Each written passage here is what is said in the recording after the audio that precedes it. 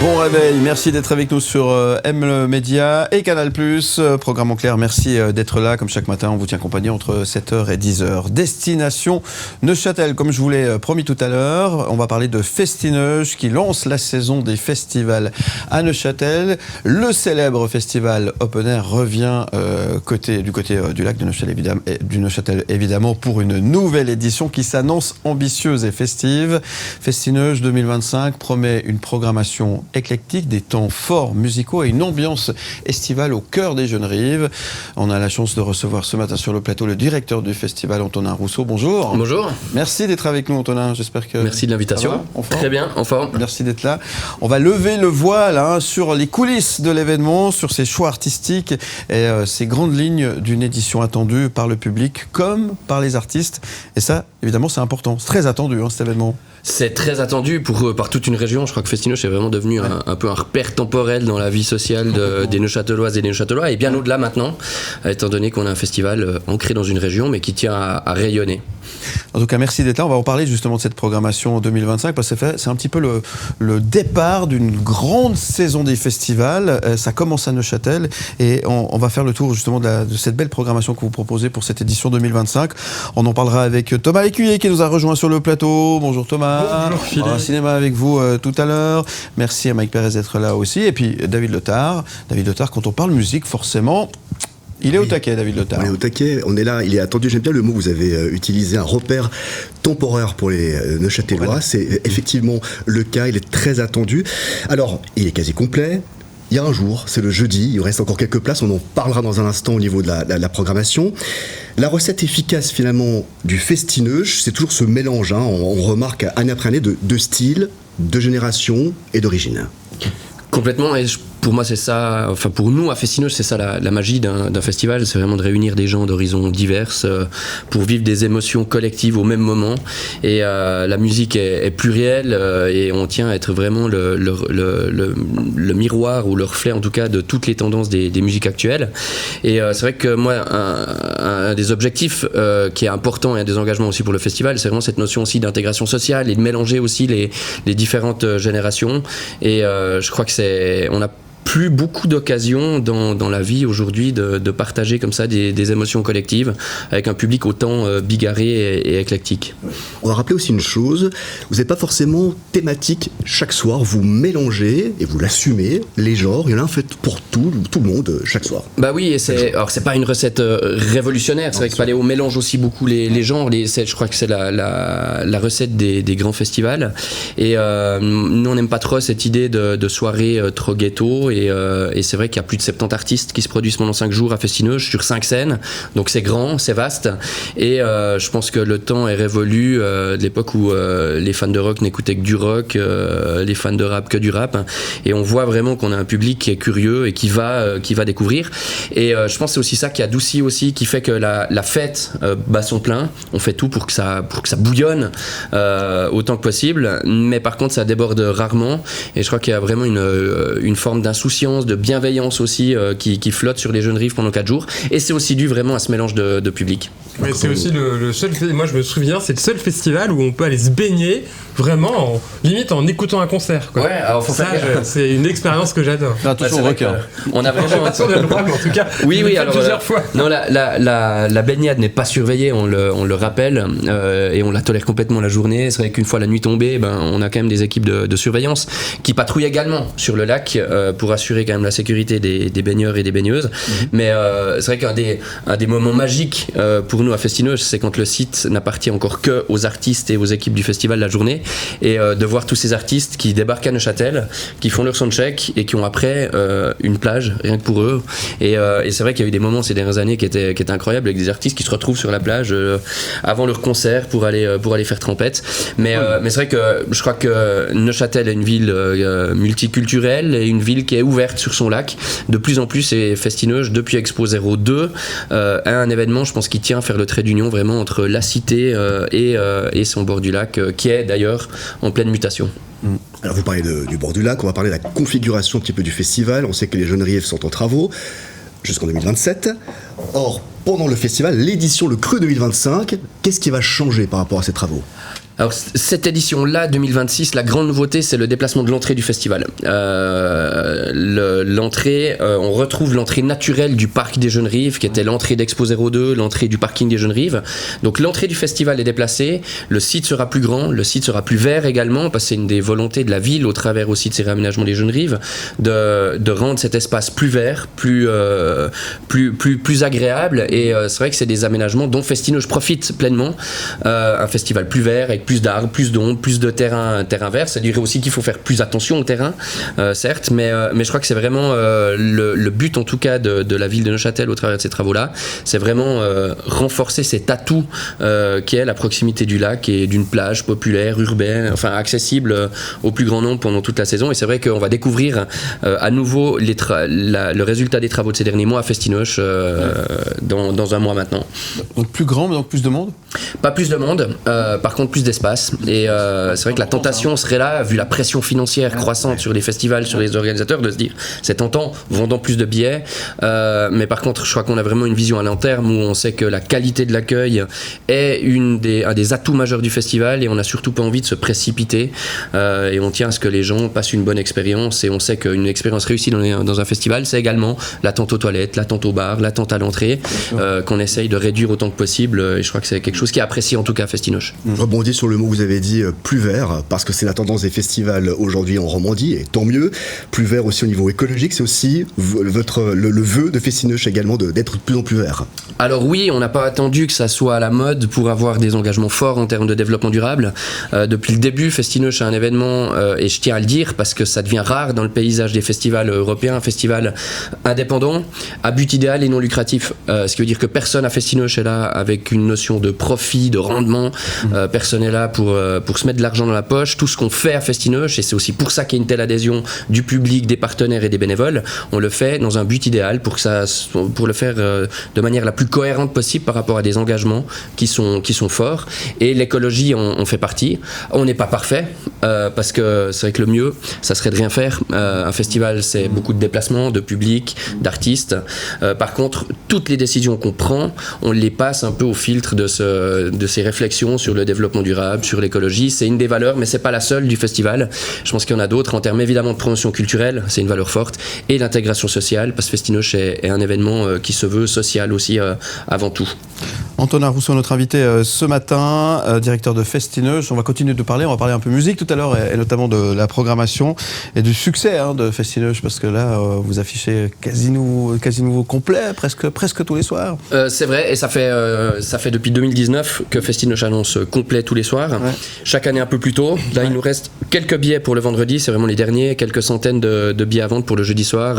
J'imagine qu'on en parlera avec notamment Julien Doré. Avec grand plaisir, vous avez la recette Festinoche qui est bien à vous, en tout cas elle fonctionne très très bien, ne changez rien. Allez, c'est l'heure de retrouver le collecteur de jour.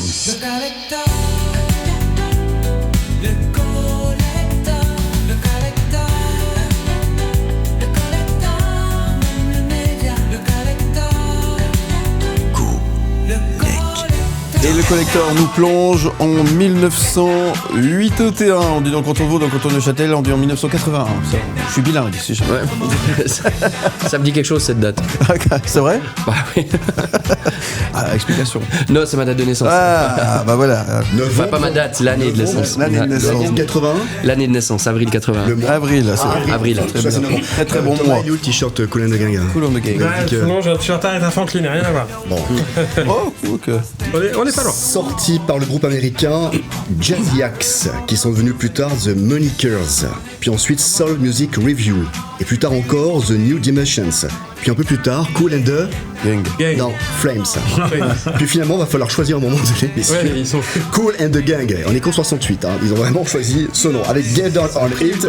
Il est extrait de leur album Something Special, leur 13e album. Un refrain évidemment contagieux qui s'est classé au sommet des charts dans le monde entier. Et l'histoire de cette chanson commence lors d'une répétition du groupe, alors que Robert Cool Bell joue au synthétiseur. Un ami lui demande s'il aime le reggae. Et lui il répond oui, j'aime le reggae, mais je connais pas bien le reggae. J'écoute un artiste, et c'est celui-ci. Ah bah oui, forcément. Un certain justement Bob Marley, au final ce sera The White Boy, c'est le surnom qu'on donnait justement de Bob Marley, qui va inspirer le groupe Kool and the Gang à prendre la ligne de basse sur Get Down on It. C'est assez surprenant, mais c'est l'histoire en fait de ce titre. On est en 1981 et c'est le collector du jour. Cinémascope. Les news. Et c'est l'heure de retrouver celui qui nous parle de 7e art comme personne. J'ai nommé Thomas Lécuyer, qui va vous parler d'un film que vous pourrez regarder tranquillement installé sur votre canapé. Et oui, à découvrir en exclusivité sur Canal+, je vous parle d'une histoire vraie, le portrait bouleversant et inspirant de la photographe américaine Lee Miller, incarnée de manière magnifique par Kate Winslet, inoubliable dans Titanic, qui trouve clairement ici un de ses meilleurs rôles. Alors, il faut dire que Kate Winslet, elle a porté ce projet pendant plus de 15 ans. L'histoire, ce portrait de cet ex-mannequin pour Vogue et muse de Man Ray, qui est devenue l'une des premières femmes reporters de guerre. On lui doit notamment un cliché inoubliable, elle-même, qui pose nue dans la baignoire d'Adolf Hitler dans son appartement à Berlin quelques jours après la libération de la ville par les Américains. C'est une photo qui a fait le tour du monde, une photo qui est devenue historique. L'histoire de cette femme, c'est l'histoire d'une femme partie sur le front et prête à tout pour témoigner des horreurs de la Seconde Guerre mondiale. Elle a, par son courage et son refus des conventions, changé la façon de voir le monde. Il y a d'abord une très belle reconstitution historique dans ce film, du Londres des années 40 à la bataille de Saint-Malo, une ville bretonne qui avait été détruite par les Américains, les scènes de libération, la découverte aussi d'une Allemagne en ruine à l'issue de la guerre en 1945, et puis un casting incroyable, Marion Cotillard, Noémie Merlan notamment, et surtout Kate Winslet, on le répétera jamais assez, un de ses meilleurs rôles. Elle est vraiment éblouissante dans ce film qu'elle porte sur ses épaules. Lee Miller, un biopic passionnant et bouleversant à découvrir sur Canal+. C'est noté, vous avez de la peine avec Kate Winslet, Kate Winslet, comment vous répétez, effectivement, très bien.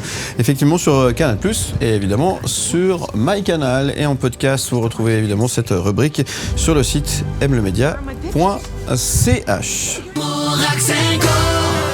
Merci d'être avec nous. De retour sur le plateau avec notre invité Antonin Rousseau. Merci d'être là, directeur de Festineuch, qui lance, on le disait tout à l'heure, la saison des festivals. Ça se passe à Neuchâtel et c'est du 12 au 15 juin prochain. Et ça marche bien, on le disait tout à l'heure aussi, au niveau des prélocations. Donc pas de souci pour vous, vous êtes un festival qui est serein, qui va bien.